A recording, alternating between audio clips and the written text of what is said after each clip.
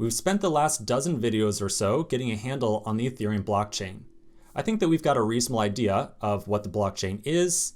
We have an idea of how to create accounts using MetaMask and how to transfer money between people, or at least at this point, how it gets transferred on the blockchain. We're now going to start to talk about our next big topic, and this is going to be the topic that is going to dominate the rest of the course. That is a smart contract.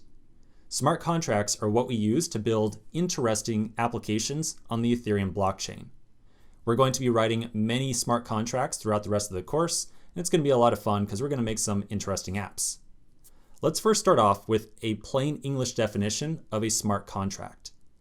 Right now, you can imagine a smart contract as being an account, just like the one that you and I created on MetaMask, but rather than being controlled by a human being like you and me, it is controlled by some amount of code.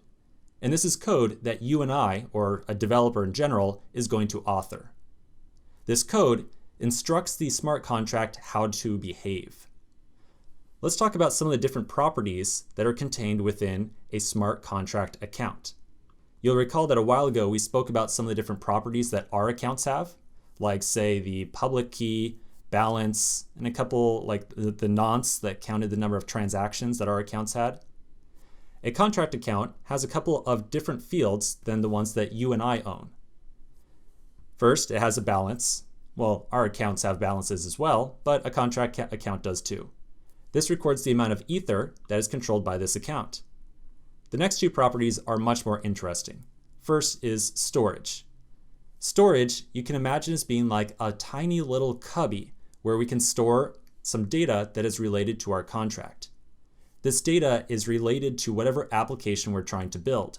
So it can be numbers, it can be strings, it can be arrays, any type of data that is relevant to the application that we are trying to make. The next property that a contract account has is code. This contains all the raw machine code for our contract. So very machine level code that is almost impossible for you and I to read very easily. And actually, I should say completely impossible. The code that you and I write inside of our code editors are going to be compiled down to this raw machine code and then stored inside the contract account. So the contract account always has a good idea of exactly what it's supposed to do because its code and instructions are stored along with it. Now there's one last very critical difference between an account that you and I created and a contract account. The accounts that you and I created using MetaMask, you'll recall, over here on the left-hand side of this diagram, we refer to as external accounts. External accounts are any account that you and I, or a human being, or an entity owns. Remember that we had said that external accounts live in their own type of universe, and they're completely decoupled from any individual network. I can use the same exact account to connect to the main network, Ropsten, Covin, or Rinkeby. On the other hand, these contract accounts are only specific to one individual network. So when we create a contract account that contains our smart contract, we create it on one specific network, and they cannot be accessed across networks. So if I have some amount of code inside of this contract account right here that I deployed, if I wanted to access that over on Covin or Ropsten or Main, I would have to take this account, take all the code out of it, and redeploy it as a completely new account to these other networks. Again, there's no communication between these networks. So this is a little diagram of how we can start to picture these contract accounts. On our computer, or my computer and your computer, not our computer per se, but you get the idea. On your laptop, my laptop, whoever's laptop, you and I are going to author some amount of code that will serve as the contract's source. So this is the actual code that instructs the contract how it should behave and how it should handle money.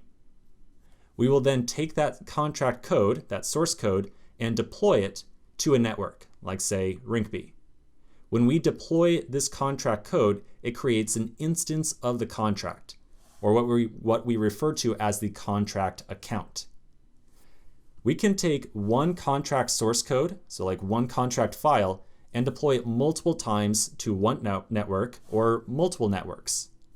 In that sense, you can really imagine the relationship between these source code files right here and these deployed instances as being very, very similar to the relationship between a class and an instance in the programming world. So if you've ever worked with JavaScript classes or Ruby classes or Java classes, it behaves in exactly the same fashion. So we can really imagine that the contract source code that we write on our computer serves as a class of sorts. It's a definition of the behavior of some object. We then create instances or copies of that class by deploying them to a specific network. A good example of this would be to think of maybe a tiny little demonstration class like this right here. So let's imagine that we have some class car. This is a definition of a car. There's no idea of one individual car. There are many instances of a car. So we can imagine this right here to be very similar to the source code that you and I are going to write on our machines. It describes how an account might behave. But to actually work with the car, we have to create an instance of it, just like you see down here. So we say we want to make a new car, and we're going to call this new car Mustang. You can imagine this Mustang right here as being exactly like a contract account that exists on some specific Ethereum network. We can then work with that instance by giving it some data to remember and retrieving data from it. So in general, definitely imagine or keep this idea of classes and instances in your head as you start to think about these smart contracts. All right, so that's our first little taste of smart contracts. Let's continue in the next video, and we're going to start to dive into some of the different languages and tooling that we use to interact with these different contracts. So I'll see you in just a minute.